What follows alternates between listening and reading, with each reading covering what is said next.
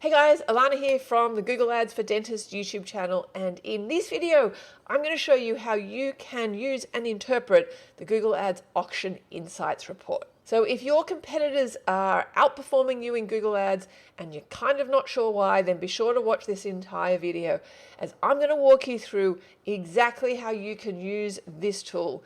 The truth is it's actually a super powerful tool and it's completely free to use. So you'll be able to see how you can interpret this data to improve your ads against your competition. There's a ton of actionable data that you can use and adapt to your ad strategy. So I'm going to show you how to read that data properly and how you can spot the opportunities and also avoid overbidding and where you can optimize your campaigns with confidence. It's only going to take a few minutes, but trust me, it's going to completely change how you can make decisions inside your Google ad account. So let's go do this. Okay, firstly, where do you find this Auction Insights report? Let's go into this live Google ad account, and as you can see here, under Insights and Reports, I've gone to Auction Insights here. So I can just minimize this menu real quick. And here we can see all this data that probably looks a little bit confusing, but won't be by the end of this video. So I can change this date range to be really any kind of date range I want. So obviously you might want to use this to look at who your competitors were historically and maybe not today, or vice versa, who wasn't advertising in the past but now suddenly is. So I'm just going to choose a certain date range, just chosen December 2025, and it's also worth mentioning that you can look at this at an overall account level, or you can drill into specific campaigns, ad groups and keywords. But really, for the purpose of this video, let's just not even choose a specific campaign. Okay, so looking at this table, this first column here is the display URL domain, and you is obviously you as the advertiser, and then here are all the competitors. Now, this is pretty competitive. There are a lot of other dental practices competing here, so it is a very competitive environment. So what I really pay attention to here is, obviously who the competitors are, but what I do is I actually copy and paste these URLs into a browser, and I actually go to these websites and I have a look at them, and really what I'm focusing on here is, is it a better website experience for my potential customers? Obviously, these are your competitors, right? So they're possibly clicking on your ad and also your competitor's ad. So your website needs to be at least on par with these competitors. So what I look at is like the words on the page that they use, or the website copy. Is it sort of really benefit driven, or is it kind of really boring? I look at, are they running any offers? Because maybe it's worth you also running some kind of offer. I look if it's like a mobile responsive website, how quickly it loads. I look for various sort of conversion elements on there to think, can I apply any of those to my own website? Because this is my competition. I want to make sure that I'm giving myself the best possible chance. So it is definitely worth checking out these URLs, and obviously trying to see, are they like a direct competitor, or are they kind of offering a completely different kind of dental service? The next metric I want you to look at is impression share. Now, if you're ever unsure what is the definition of these metrics, you can just hover over these heading titles here and it will give you the definition. So impression share is the number of impressions that you actually received divided by the estimated number of impressions you were eligible to receive. And eligibility is based on current ads, target setting, blah, blah, blah. So in English terms, if that kind of means double Dutch to you, in English terms, that means how many times your ad actually showed and you got an impression, divided by the number of times that you kind of wanted your ad to be shown, but it didn't. And your ad, that might happen due to you've been outbid, you've run out of budget, your quality score or the stat, something wrong with that, your ad was not approved or whatever. So you bid on that keyword, but your ad kind of didn't show. So 79% of the time your ad kind of didn't show. Now these numbers are kind of quite low. Don't be alarmed, it's actually pretty normal. But really you're looking at kind of, the impression share of your competitors. I actually think it's really positive because it shows that there's sort of more scope for you to get more traffic. There's more traffic available. You just kind of probably need to bid a bit higher and increase your budgets.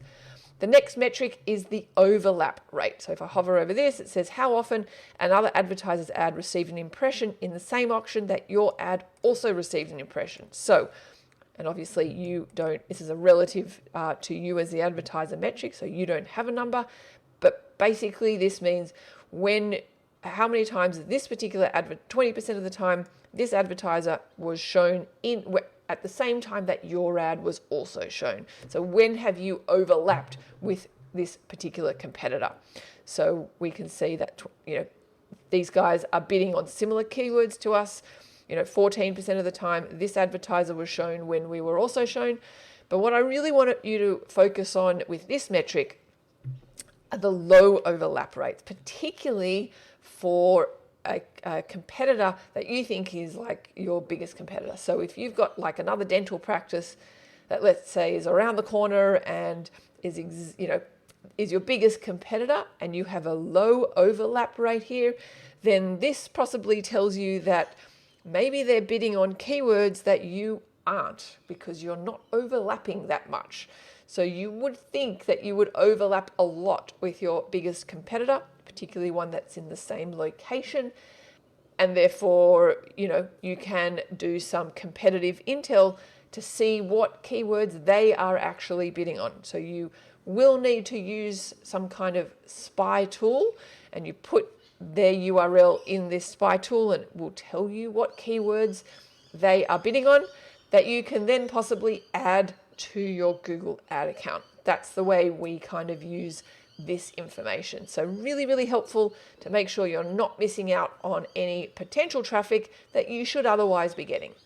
This next metric of position above rate, if I hover over this, it says how often another advertiser's ad in the same auction shows in a higher position than your own, obviously when both ads were shown at the same time. So how many times this advertiser, 55.76% of the time, their ad was higher than my ad, okay? And so this guy, I can see, is bidding really aggressively. His ads are above my ad almost 65% of the time. Next metric, top of the page rate, is how often your ad was shown among the top ads in the search results. Now, this is important because this is not the number one ad position. This is how many times, so 80% of the time, my ad was in the top ad stack above the organic listing. So often 3, sometimes 4 ad positions above the organic results. And so I can also see the percentage of time that my advertisers are also in that top ad stack. And this metric is the absolute top of page. So when I was in the number one ad position. So 36% of the time I was in the number one ad position. And I can see that, really consistent with that data before, 39% of the time this advertiser is actually in the number one ad position. So they've been kind of bidding really aggressively. Outranking share is how often your ad ranked higher in the auction than another advertiser's ad. So my ad being above this particular competitor. So 19% of the time I outranked in the auction this particular advertiser, etc. One thing I want to show you, which is really relevant and important, is this segment tool. So if we click on segment, we can go time and we can segment by day of the week. And we can see this data broken down based on various days of the week. So for this particular dental clinic, we do advertise 7 days of the week, and therefore our impression share is pretty much the same across all days of the week. But if we scroll down to our competitors, we can see that this particular competitor really doesn't spend much on a Sunday. They focus on, looks like Wednesday, but really we can see how the days of the week are performing, and maybe some advertisers just really aren't focusing on the weekend, which may be an opportunity for your dental practice. The other thing I want to show you in this segment report is this segment by device. And here we can see our impression share and all these other metrics broken down based on desktop, mobile phones, and tablets. So this is helpful to know, like maybe a competitor is kind of going really aggressive on mobile traffic, or they're going aggressive on desktop, and we can see that reflected in their impression share.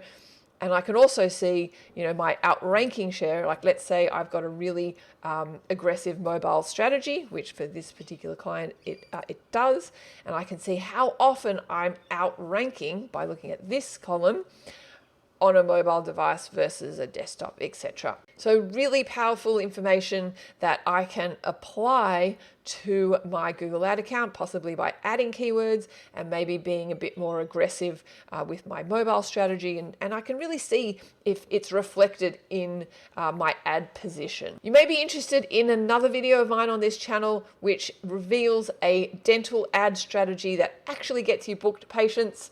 So make sure you check out that next video. I'll put a link here, and definitely check it out, because I think you might learn a thing or two about how you can apply it to your own dental Google ad strategy and start getting more booked appointments in your practice. If you like this video, don't forget, hit that thumbs icon and subscribe, and thanks for watching.